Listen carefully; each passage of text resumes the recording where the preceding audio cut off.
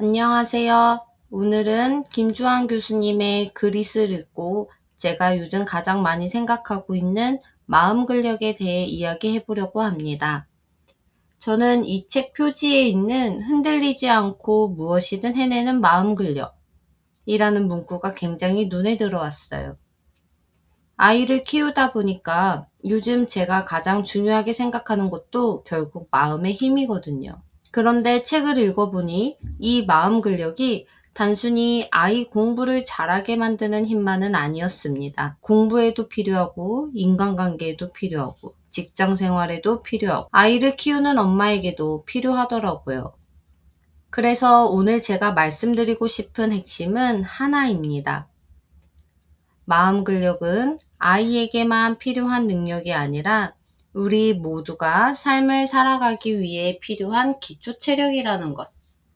오늘은 아이와 부모 두 관점에서 같이 이야기해 보겠습니다. 첫째가 6살이 되면서 저도 이런 고민이 많아졌어요. 한글은 어느 정도 해야 되지? 슬슬 공부 습관을 잡아줘야 하지는 않을까? 아마 어린아이를 키우는 부모님들이라면 비슷한 고민을 한 번쯤 하실 것 같아요. 그런데 이 책을 읽으면서 질문이 조금 바뀌었습니다. 무엇을 먼저 가르칠 것인가 보다는 이 아이가 앞으로 계속 배울 수 있게 만드는 힘은 무엇일지, 어떤 공부를 하든 어떤 일을 하든 아이가 앞으로 실패도 하고 좌절도 하겠지만 그때마다 실패했다고 완전히 무너지는 것이 아니라 다시 일어나는 힘, 내 감정을 조절하는 힘, 하기 싫어도 조금씩 계속 해나가는 힘. 이런 힘이 없다면 지식만 많이 가르치는 것만으로는 한계가 있겠다는 생각이 들었어요. 그래서 저는 성적이나 공부 습관보다 먼저 마음 근력이라는 토대가 필요하다고 생각하게 되었습니다. 그렇다면 마음 근력이 무엇일까요? 이 슬라이드에서는 제가 책을 읽으면서 크게 3가지로 정리를 해보았습니다. 첫 번째는 실패해도 무너지지 않는 힘입니다. 마음 근력이 강하다는 것은 실패하지 않는다는 뜻이 아니라 실패했을 때 다시 일어설 수 있다는 뜻에 더 가깝습니다. 두 번째는 감정을 조절하는 힘이에요. 화가 났다고 바로 행동하지 않고 불안하다고 모든 것을 포기하지 않고 내 감정을 알아차리고 다룰 수 있는 힘이죠. 그리고 세 번째가 꾸준히 해내는 힘입니다. 거창한 의지보다 작은 약속을 지키고 조금 집중하고 기다리고 잘 안 됐을 때 다시 해보는 것. 저는 이 3가지가 굉장히 연결되어 있다고 생각합니다. 회복력, 자기조절력, 꾸준함. 결국 이것들이 모여 어려움이 있어도 계속 살아가고 해내는 사람을 만드는 거죠. 그릿에서 제가 가장 뜨끔했던 부분 중 하나가 바로 이 내용이었습니다. 중요한 것은 무엇을 시키느냐가 아니라 어떻게 시키느냐는 것. 저도 첫째가 6살이 되면서 자꾸 무엇을 시켜야 할지를 생각했거든요. 그런데 아이 입장에서 더 중요한 것은 그 공부를 하면서 어떤 감정을 경험하느냐일 수 있습니다. 공부할 때마다 부모가 화를 내고 압박하고 비교한다면 아이에게 공부는 긴장과 스트레스를 불러오는 일이 될 수 있습니다. 반대로 부모가 공부를 바라보는 태도가 긍정적이고 아이의 시행착오를 자연스럽게 받아들이면 아이도 그런 태도를 배울 수 있습니다. 책에서도 부모가 아이에게 전달하는 것은 단순히 지능과 관련된 유전적 특성만이 아니라 공부에 대한 사고방식이나 삶을 대하는 태도라고 이야기합니다. 그래서 저는 이 부분을 읽으면서 내가 무엇을 가르칠지보다 내가 공부를 어떤 분위기에서 경험하게 하고 있는지를 먼저 봐야겠구나라는 생각을 했습니다. 이 부분을 읽으면서 실제 저희 집에서 있었던 장면이 하나 생각났습니다. 제가 아이에게 공부하자라고 말하고 옆에서 지켜볼 때보다 제가 제 공부를 하려고 책을 펴면 아이가 자연스럽게 자기 책을 가져와 옆에 앉는 경우가 있었어요. 제가 감독관이나 선생님의 위치에 있을 때보다 엄마도 함께 공부하는 사람이 되었을 때 아이가 더 자연스럽게 참여했던 거죠. 그래서 저는 공부는 좋은 기억과 연결되어야 한다는 부분에 많이 공감했습니다. 그리고 실패에 대한 태도도 중요합니다. 왜 이것도 모르니? 이런 말이 아니라 아직 모르는구나. 다시 해보자. 포기하지 않고 다시 했네. 이렇게 과정을 인정해주는 것입니다. 결국 아이에게 심어주고 싶은 것은 나는 똑똑한 사람이야 라는 것보다는 나는 잘 안 돼도 다시 해볼 수 있는 사람이야. 저는 그것이 공부에서도 중요한 마음 근력이라고 생각합니다. 제가 6살 첫째를 키우면서 특히 중요하게 생각하는 것이 자기조절력입니다. 기다려야 할 때 기다리는 것, 하기 싫어도 해야 할 일을 조금 하는 것, 화가 났을 때 바로 행동하지 않는 것, 그런데 책을 읽으며 다시 기억하게 된 것이 있습니다.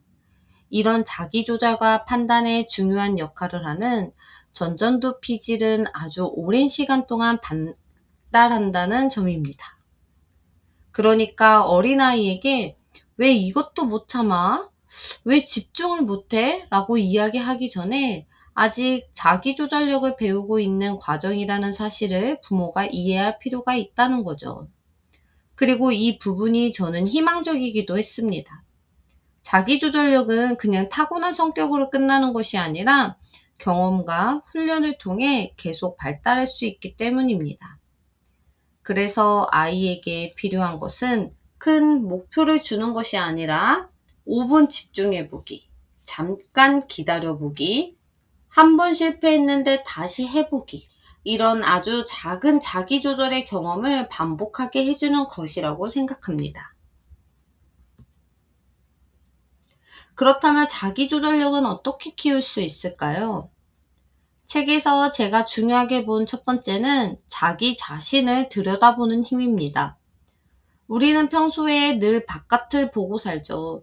무엇을 해야 하지? 누가 나를 어떻게 생각하지? 오늘 할 일이 뭐지? 그런데 잠깐 주의를 나 자신에게 돌려서 내가 지금 왜 화가 났지? 지금 나는 어떤 감정을 느끼고 있지? 라고 알아차리는 것이 매우 중요합니다. 일종의 메타인지이고 자기 성찰입니다. 두 번째는 스트레스 관리입니다. 스트레스가 너무 높으면 자기 조절은 어려워집니다. 그리고 세 번째는 의외로 굉장히 기본적인 것들이에요. 운동하고, 감사할 것을 떠올리고, 나와 타인에게 긍정적인 감정을 만드는 것. 그래서 마음 근력을 키운다고 해서 무조건 참고 견디는 훈련만 하는 것은 아닙니다. 오히려 내 마음을 알아차리고 스트레스를 낮추고 몸과 관계를 잘 돌보는 것이 자기조절의 바탕이 되는 것입니다. 그런데 여기까지 읽다가 저는 어느 순간 생각이 아이에게서 저에게로 왔습니다. 이 마음 근력이 아이에게만 필요한 건가? 저 역시도 자주 흔들리거든요. 직장 생활 때문에 힘들기도 하고 육아를 하면서 내가 제대로 하고 있는 건지 불안할 때도 있고 다른 사람과 비교하면서 조급해질 때도 있습니다. 아이에게는 괜찮아, 다시 하면 돼 라고 말하면서도 정작 저는 저 자신에게 굉장히 엄격하게 대하고 있는 경우도 많았습니다. 그리고 부모의 정서는 아이와 분리되어 있지 않습니다. 부모가 늘 불안하고 조급하면 그 분위기를 아이도 느끼게 됩니다. 반대로 부모가 자신의 감정을 알아차리고 다시 안정되는 모습을 보여주는 것 자체가 아이에게 하나의 경험이 될 수 있습니다. 그래서 아이의 마음 근력을 키운다는 것은 어쩌면 엄마인 나의 마음 근력을 함께 키워가는 과정이 아닐까 싶었습니다. 완벽한 엄마가 되는 것이 아니라 흔들려도 다시 중심을 찾는 엄마가 되는 것. 저는 그것도 아이에게 굉장히 중요한 모델링이라고 생각합니다. 사실 제가 이 책을 읽어야겠다라고 마음먹었던 결정적인 이유가 바로 이 표현이었습니다. 노력하는 것도 능력이다. 최근에 제가 직장 생활 때문에 꽤 힘들었던 시기가 있었어요. 그때 남편이 저한테 이런 이야기를 했습니다. 사람마다 똑똑한 DNA를 가지고 있는 사람이 있을 수도 있는데, 꾸준히 노력하는 것도 하나의 능력이고, 지구력과 끈기도 어떻게 보면 노력 DNA 같은 거 아니겠냐고요. 그 말을 들었는데 이상하게 굉장히 위로가 됐습니다. 왜냐하면 저는 그동안 능력을 한 번에 잘하는 것과 연결해서 생각했던 것 같거든요. 그런데 생각해보면 긴 시간 동안 꾸준히 해온 것, 힘들어도 다시 시작한 것, 포기하지 않는 것, 이런 것 또한 능력일 수 있습니다.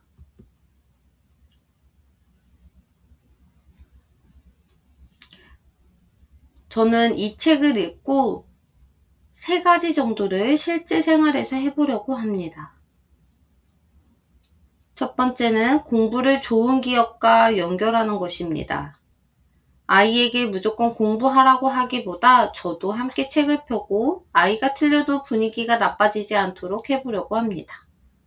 두 번째는 결과보다 과정을 더 많이 이야기하는 것입니다. 어려운데도 계속했네. 아까 안 됐는데 다시 해봤네. 이런 말을 더 많이 해주려고 합니다. 그리고 세 번째는 저에게 하는 실천입니다. 엄마인 내 마음도 관리하기. 내가 너무 지쳐있고 스트레스가 높은 상태에서는 아이에게 여유있게 반응하기가 어렵습니다.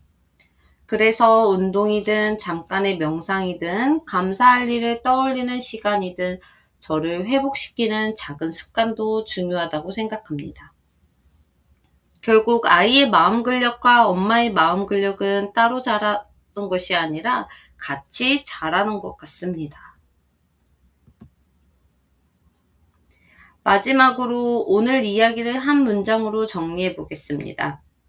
나는 지금 아이에게 공부를 시키고 있는가? 아니면 계속 해낼 마음을 만들어주고 있는가?